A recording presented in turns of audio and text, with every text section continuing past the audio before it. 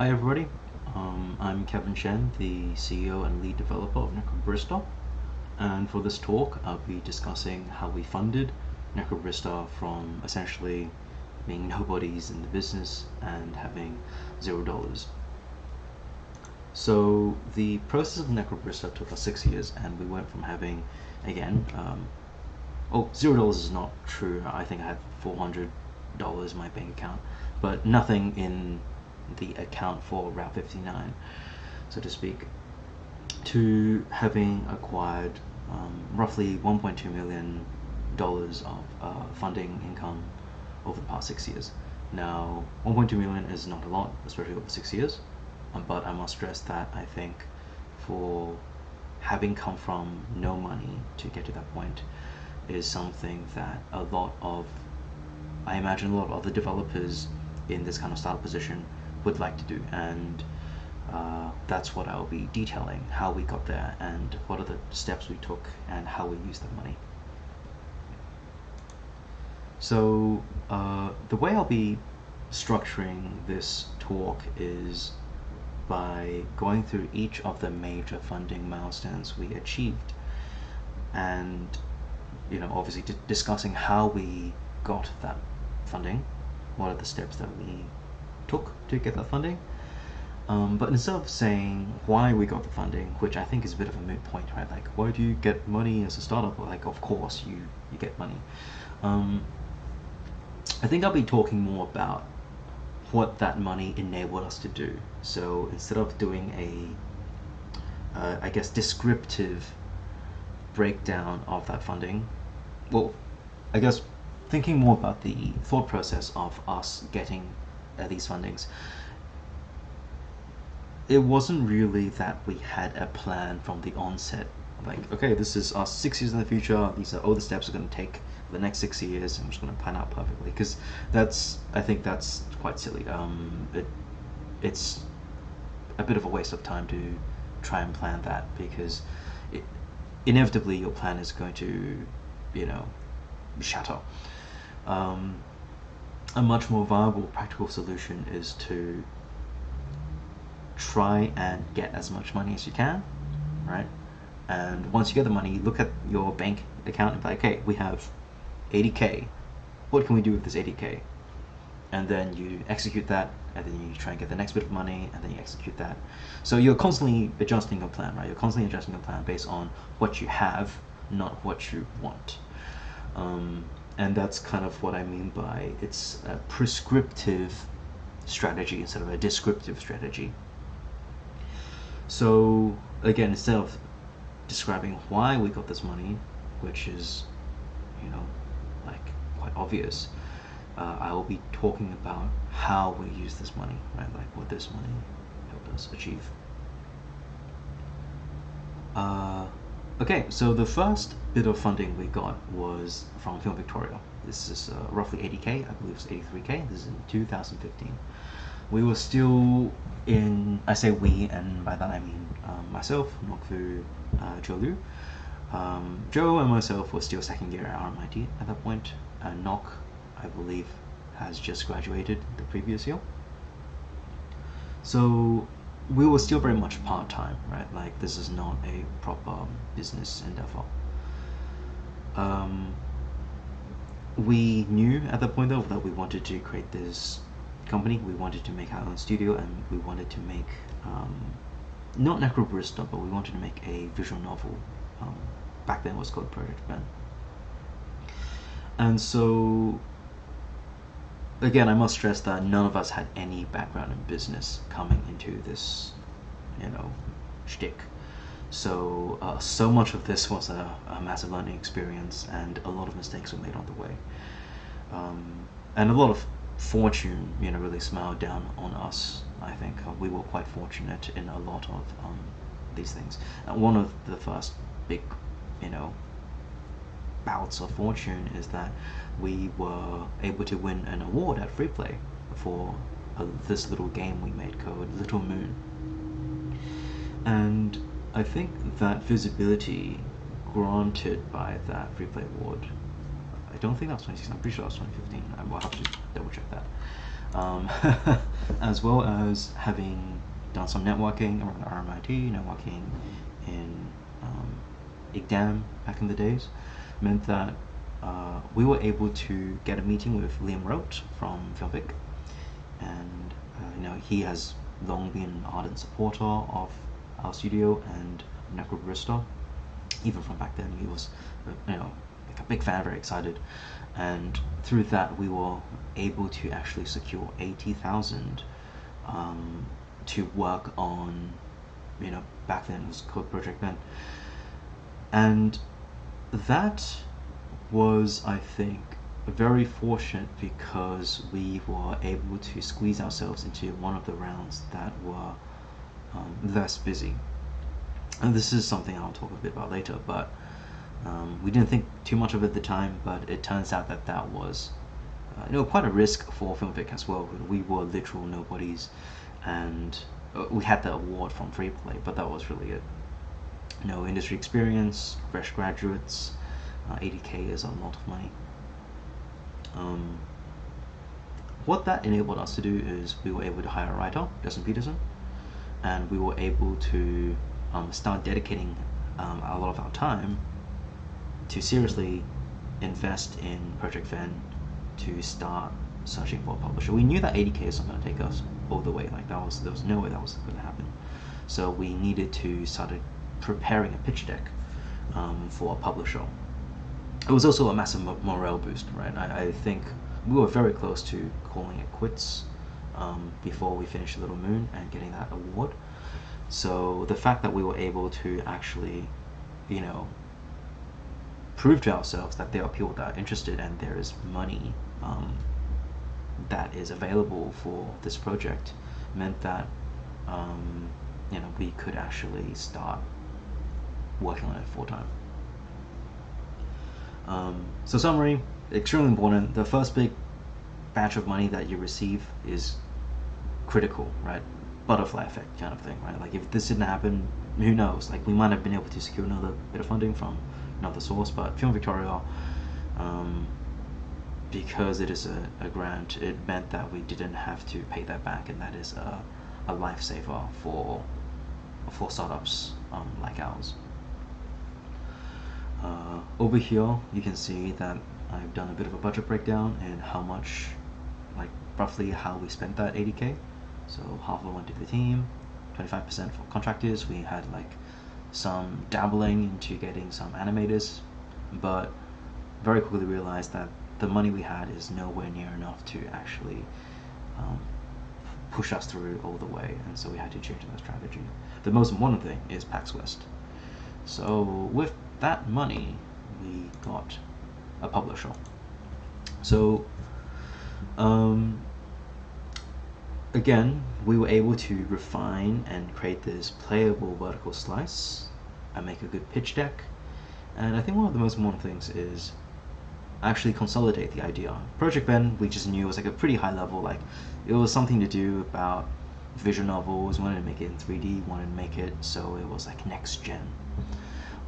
But having that time to sit down and work on it for realsies meant that we were able to make Necrobarista, right? Like that was when we actually came up with the concept.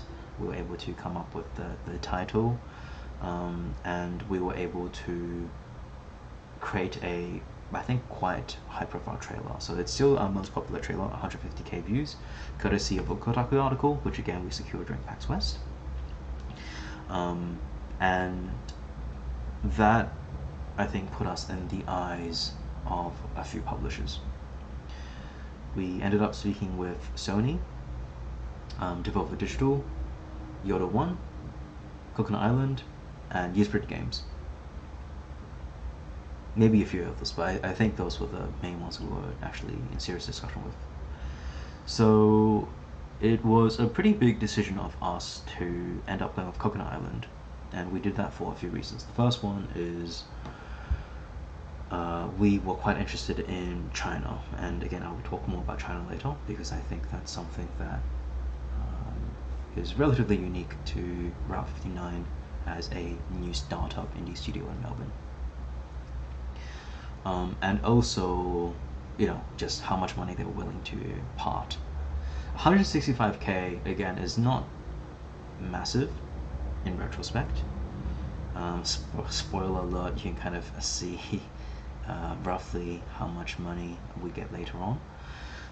But for us at the time, it's, life changing. 165k, that we could live with that for 3 years, 2 years. The way I've broken down these graphs as well is each of the previous funding batches I will reconsolidate into just one color. So the blue is these 3 things, they are now the blue slice. And with each new funding round, I'll again do that breakdown. So 34% in team pay, 16% marketing, 16% in contractors. This is super important for obvious reasons. Short-term financial security, a really big morale boost. Each time you get funding, you're gonna get a bit of morale boost, right? Because it's a bit of a relief to myself as the CEO, but also everyone in the team. You know that, hey, we got money again, we can eat again. We don't have to worry about that for at least a few months. Obviously, this also opened up publishing in China and that audience. Again, more on that later. The caveats to this is that, like with most publisher agreements, it's a double-edged sword. It's good money now, and that's money we have to pay back later on. So we had to pay that 165k back in full, and obviously we had to do a revenue share with that. And the money is also going to be paid in milestones. And this is one of our first mistakes, I think. The 165k we didn't get in 2016, right? We got, I think, half of that, so maybe 80k, and then the rest got handed out in small chunks as we got closer to the finish line. And that ended up being really hard at times because we ended up burning through that 80k very quickly. So I think my advice to any new startups that's kind of receiving the first bit of money is really be honest to yourself, be honest to your publisher in regards to when you'll need this money and how long you think that first initial signing agreement milestone is going to stretch you for, because it's gonna run out very quickly. You think that you can, oh no, we'll be frugal, we'll save that money. It's gonna run out so fast. So try and get your first few milestones, very conservative, right? Don't be oh yeah, we'll get that second batch of money once we have a full beta thing out. You want it earlier than that, trust me. Third batch of money is from RMIT. It was a business loan from the RMIT Activator, 25k, 2016 as well.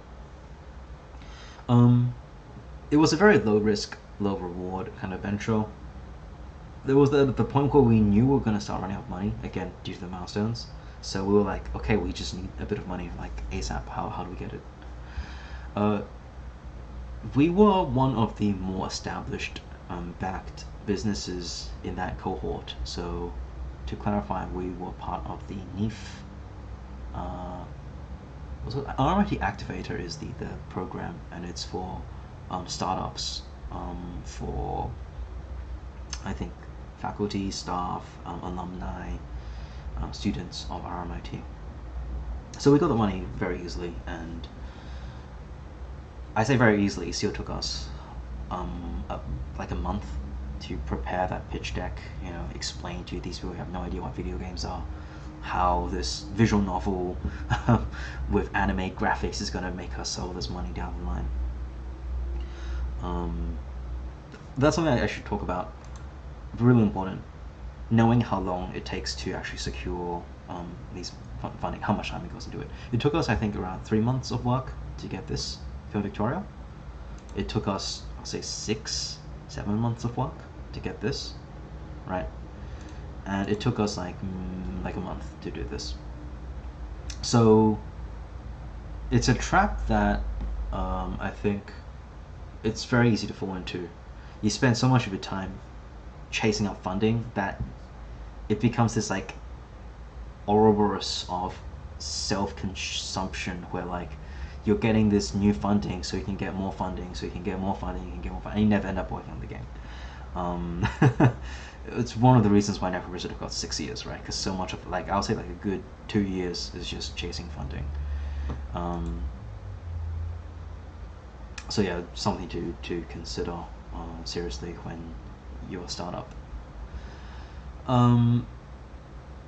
Negligible importance, though it was at a time period where we were running quite low on cash, so even that is, money is always money, it's always important, it's always good. Next we have money. This is we were seriously in the dire straits. They ran out of money funding. So don't get me wrong, I didn't just completely wasn't blind to it. I realized quite early on that, hey, okay, roughly in 4 months' time, we're going to run out of money. So, okay, we really should start thinking about acquiring the next batch of funding. And always in the back burner, I had the idea to, go for the next round of Film Victoria grants. So I was speaking with Ryan Burton, who's now our lead programmer. I was working on Paperbark at the time with Terry, I believe is also talking in this talk. Shout out to Terry. So they recently received, I believe it was like 80-90k from Victoria as well, as a second batch of fund money to finish Paperbark. And we're like, hey, Paperbark can do it, Necrobarista, kind of like very similar scopes, but we were a bit larger, but like same cohort, right, of like new startup game developers in Melbourne. So we were very confident, right? We also had a publisher. We had 150k views on our YouTube video. We had like, Steam wishlist. We got the lot, right? Like we were like a solid gig.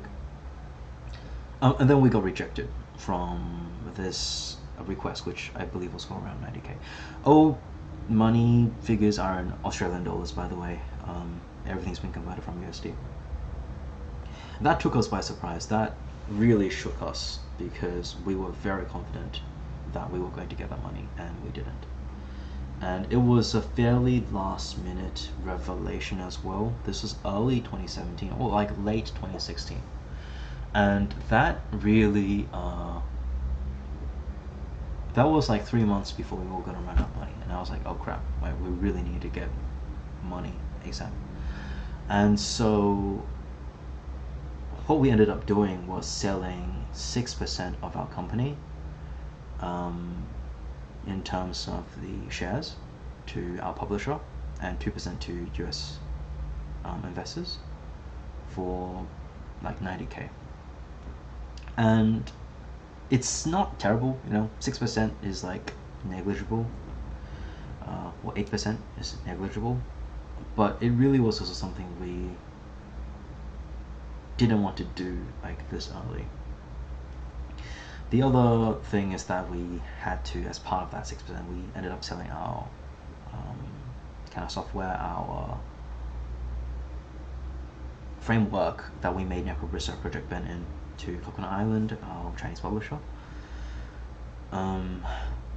in order, to survive, really. Like, that's just the money you need to keep paying the team, keep paying the contractors, and keep paying marketing, which at that point in time we were still attending, PAX twice a year, which would end up being the right move, as you'll see soon. But at the point in time, it really felt like, well, we had our backs up the wall. That was probably the lowest point. That 2017-2018 period was really, really rough on us because we had very low cash flow. The game was at a point where we were in production, right? We knew what we were making. We were kind of locked in, and we just had to try and balance the books as best as we could to get it out before we just completely ran out of money. This was also something that this ran out of money situation was also something that could have been avoided with better budgeting and management. And one of my, I think, larger mistakes is again the milestone and also just overscoping. Necrobarista was just too big of a game, I think, as of like a first time startup project. It was too big. It still is too big.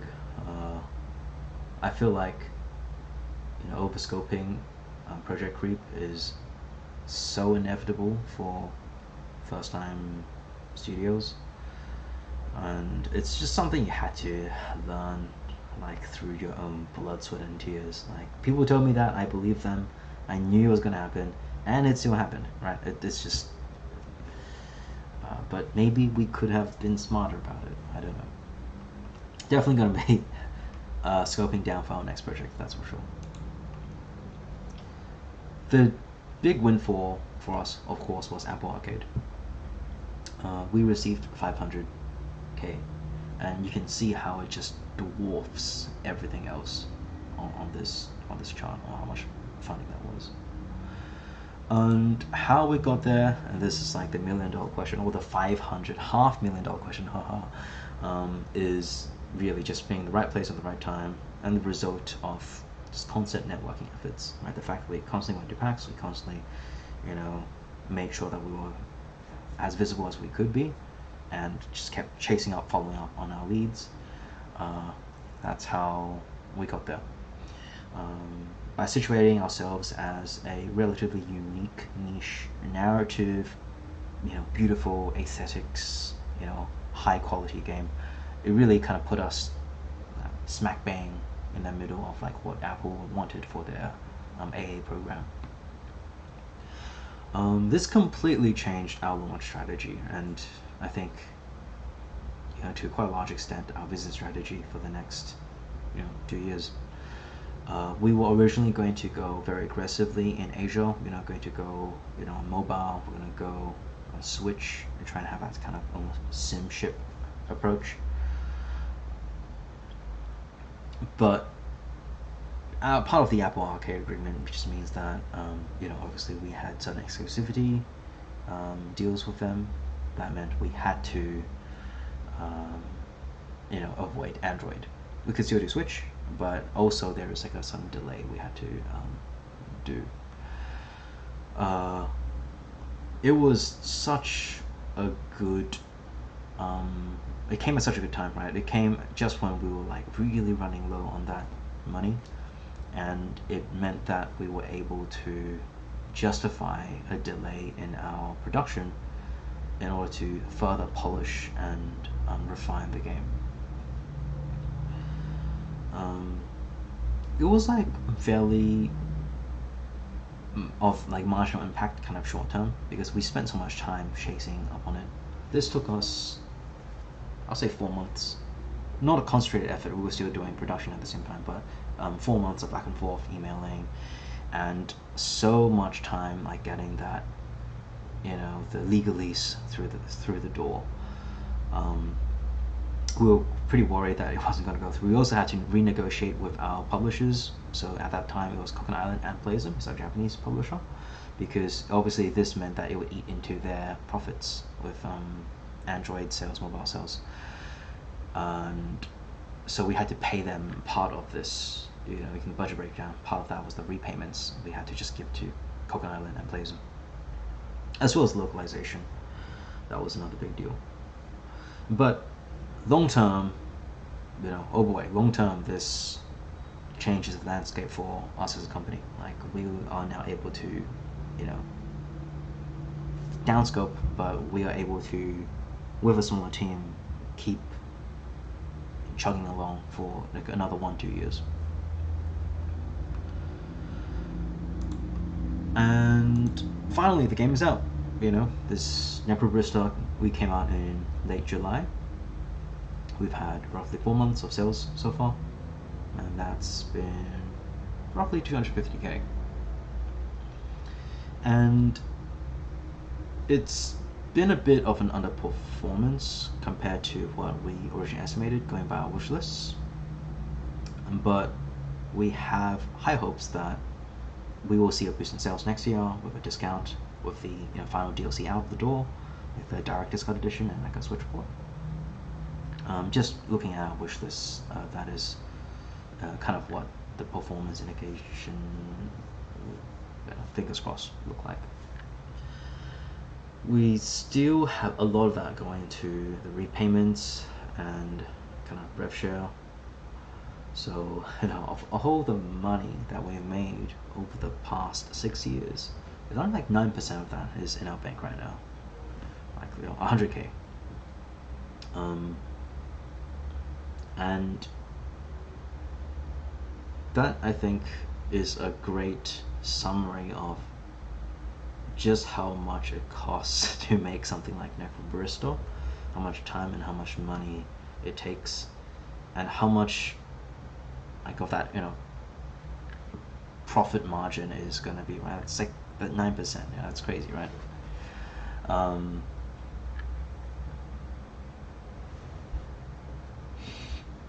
In terms of the near future, we are quite stable. Again, I feel like with this much money that we've made so far, we could probably pat ourselves on the back and count ourselves as a success story, so to speak. It's not like a blistering success, it's not like a massive, it is a critical success. We're very happy with how we've received critically.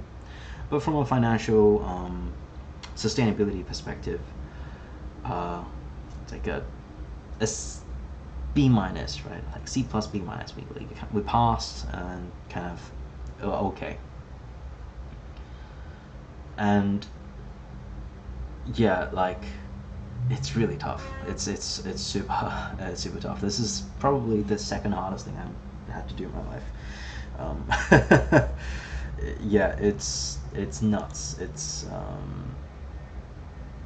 we even had Steam front page banner. We had we went new and trending for like a week, and this is still like the reality of the situation. So I'm actually kind of concerned about the other startups in Melbourne, right? Like in our shoes. Don't get me wrong, I'm not trying to dissuade anybody from doing that. I go for it, this was my dream, like, and we achieved it, right? Like, it's something I'm extremely proud of. But I feel like we had so much good fortune, we had so much like great opportunities, and despite all our hard work and efforts and all this luck, like, this is like still the best we could do. It's gonna be really rough, I think, for so many studios out there.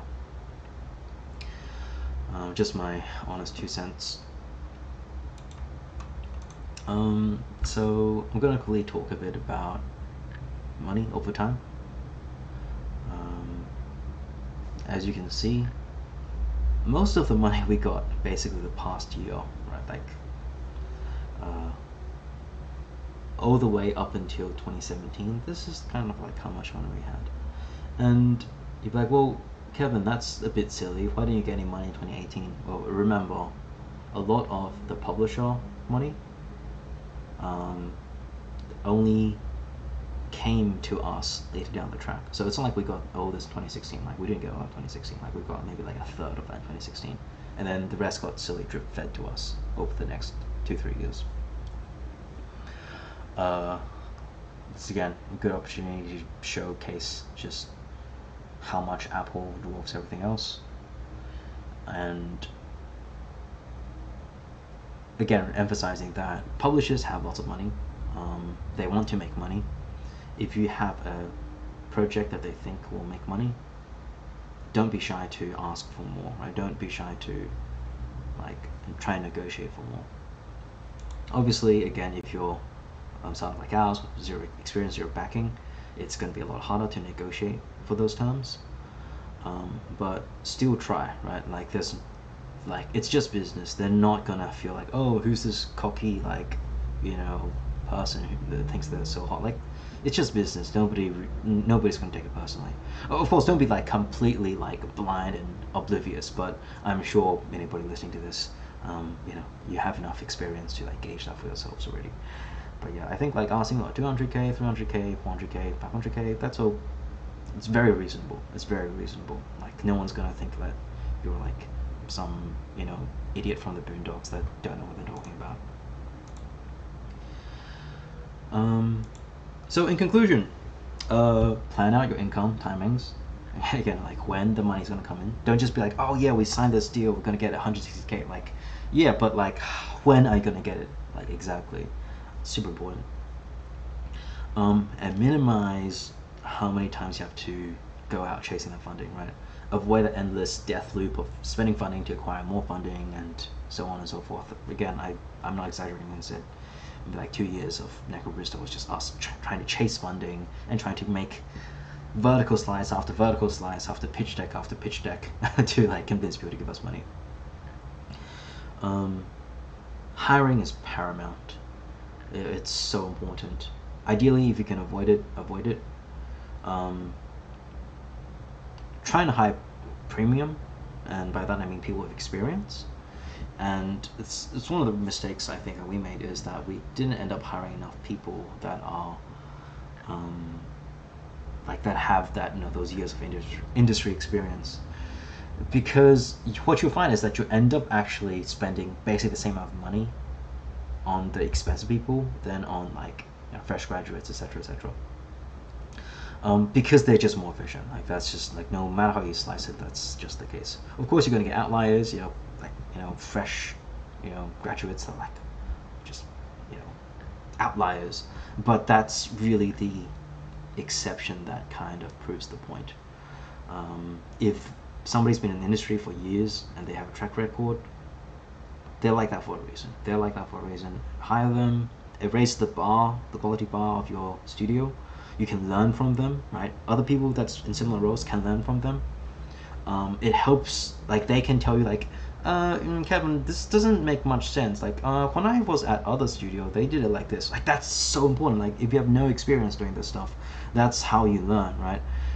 So much of my business, like management skills, are from contractors I've hired that just told me, oh, this makes sense or that makes sense. We did it like this, we did it like that. It's also a good sanity check for like yourself to know like if you're doing okay, right?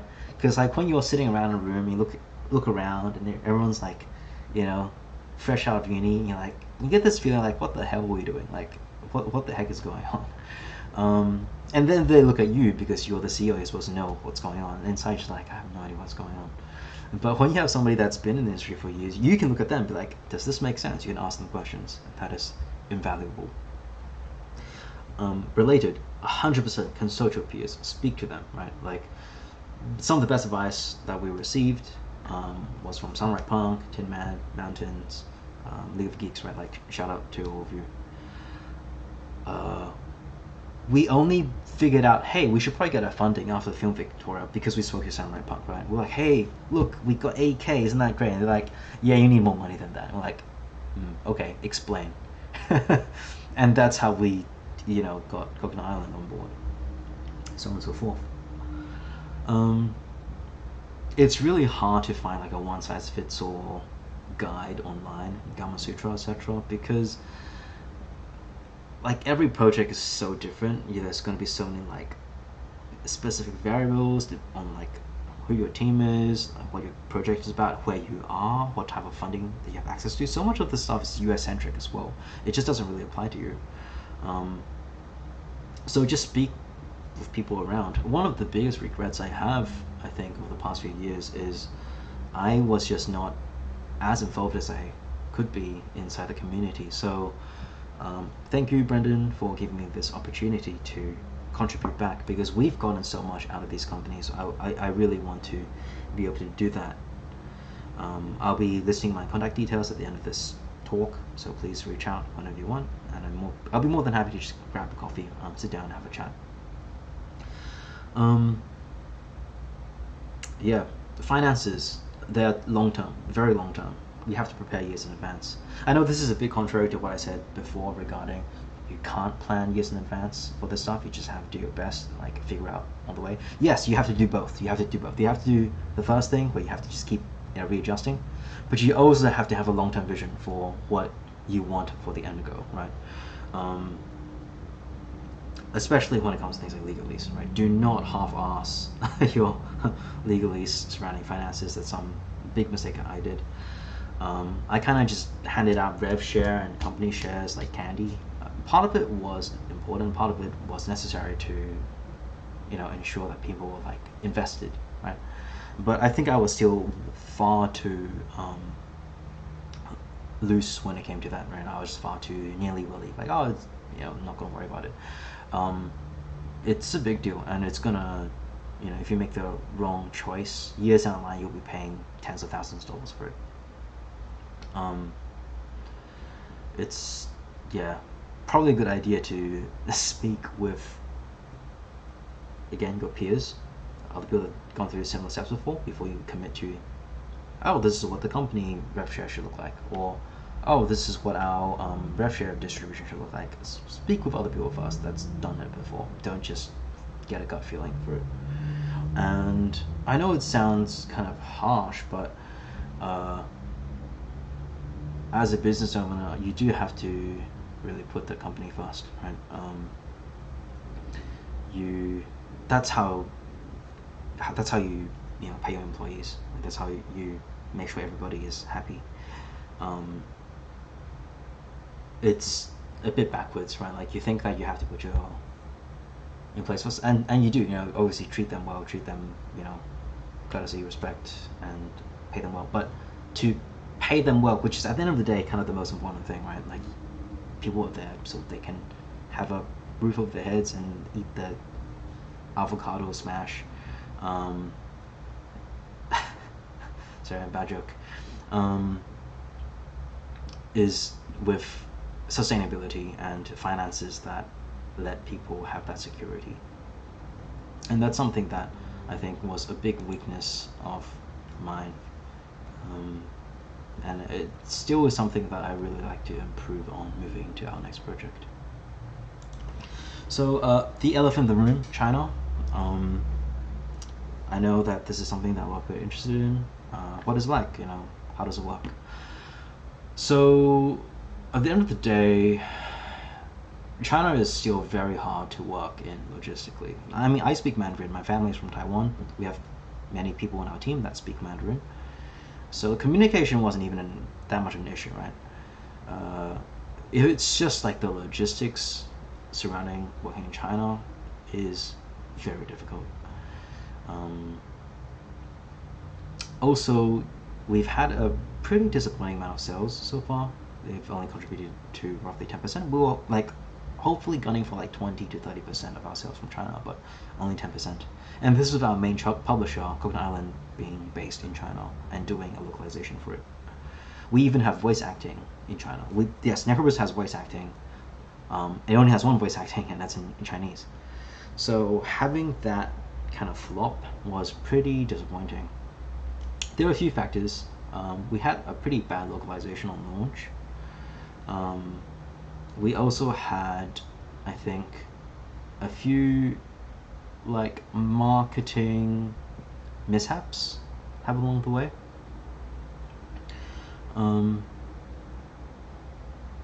But yeah, like I think with the increasingly strict legislation, it's kind of getting more and more strict every year, right? I can definitely see China being a bit of a hurdle for a lot of startup indie developers in the near future. We had lots of things going for us. Again, we had a team that could speak Mandarin Chinese. The communication was not an issue. I, half grew up Australia, half grew up in Taiwan, so I was somewhat understanding of, that East Asian culture. Not to just group them all under like that umbrella, but there's definitely similarities of Taiwan and China. Also, we were making an anime game, right? Like our game is an anime game. That's like a hot thing in Asia. Our Japanese sales were actually quite good. We're very happy with our Japanese sales. In fact, we've actually sold more in terms of revenue in Japan than in China. So, you know, kudos to Playism, our Japanese publisher. I know that they have had a really, really strong localization, as well as like a hefty marketing campaign. So it definitely makes a difference. It definitely makes a difference. I think if you find a good partner, a Chinese partner, go for it. But that's also, you know, something that is quite difficult. You have to, you know, definitely invest a bit of resources, and that's kind of the point, right? Like, I'm not sure if it's quite worth it for indie startups in the near future. Again, I think that last minute pivot to Apple Arcade could also have hurt our chances. Mobile is just so big in China, like Android. But I guess hampering our marketing in the West, English-speaking countries in Europe, might not have been worth it, right? We ended up, you know, because we didn't have a Western publisher, having to do the marketing by ourselves in conjunction with Stride PR. And having somebody like Devolver, for instance, I think would have made a world of difference. Of course, Devolver, like trying to get on Devolver is already like hard enough, right? If you can do it, like, good on you. But yeah, like, that's definitely something to consider. And TLDR, you will have to have a very good reason to do what we did, and even then, I'm not sure it fully paid off. So that's the end of my talk. Thank you so much for listening. I hope that was somewhat informative, and again, I really love to be able to contribute back to the community in any way I can. So please reach out to me. That's my email, and that's my Twitter handle. Yeah, just message me. Happy to get a coffee, and just talk shop about anything you want regarding Necrobarista. Alright, that's it. Thanks everybody.